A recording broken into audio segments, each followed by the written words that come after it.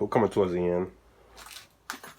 Got the intercooler piping in here. I didn't put any of the clamps on yet because it's just mock-up. You know, test fit and making sure it's all gonna work. Okay. We have to do some rearranging with this so I can get the diverter valve on there. And this is probably the biggest headache right now, right, is this thing. All right, so this manifold puts the turbo so close to the headlight that I'm having to chop the shit out of this. And it's a reducer. So if I chop too much, it's gonna go from, I think it's 3 or 2.5 to 3 or 3 to 3.5. No, it's 2 and 3/4 to 3. So I can't come out with this too much, otherwise it won't fucking fit. Turbo blanket made by whoever the fuck that is. Great.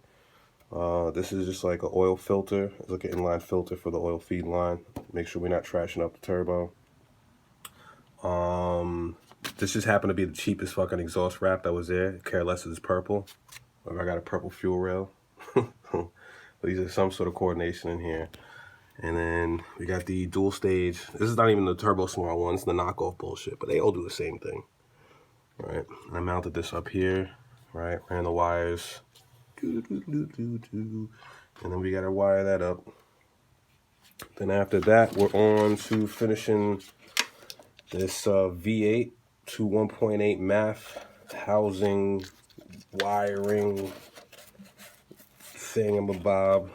Right, I still got to I got to add a few more wires. So I think the middle one of these two of them get 2 wires. That's all, so we can run this V8 4.2 MAF over the stock one. I don't even have it here. This is the VR one I was gonna run. But the guy who gave me the software, the Boost Dynamics or Dynamic Boosting, one or the other. But they told me that this wouldn't work and only the V8 shit was gonna work. So fuck. You know, I'm not even a wires person. I don't even fuck with wires, as you can see.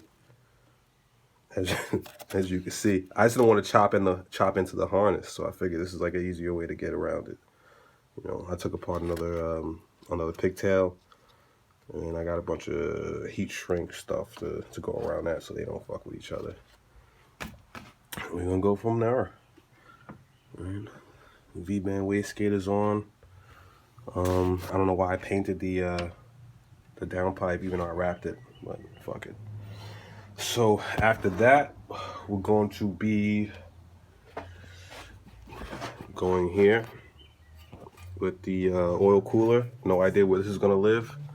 Because this arm, right, this little latch, right, sits right in front of the fucking grill where we get the best air, pretty much. So I'm not really sure where I'm about to mount this, or I'm gonna do something interesting with that. But one or the other. This is where I wanted it to live. I don't think that's gonna be possible though. But we'll see. See, go from here, and I didn't even do the water meth yet, so that's I wanted to get it running first, make sure it's not leaking anything. You know, I'm pretty sure that these 2 lines are backwards. I'm guessing, tell you the truth, I have no idea, but it's a 50-50. You know, either the fuel pump's gonna come on and it's gonna register something in here on the dial.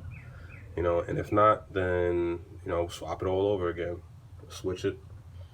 I need to get all these leaves out of there, but that's really like nothing. So I think that's pretty much what I'm down to. Is just get it running, make sure nothing's leaking. Right? And this is Turbonetics 57 trim. It's a ball bearing, right? And the ball bearing turbos, 90% of the time, are going to be water cooled and oil cooled as well. And it's a 0.58 on the exhaust housing, so it's not even a 0.63. It should spool up very, very fucking fast. And we'll take it from there. That's what I'm up to. trying to get this biatch started pretty soon. I got me a new latch because this other one is rusted to shit. Look at this.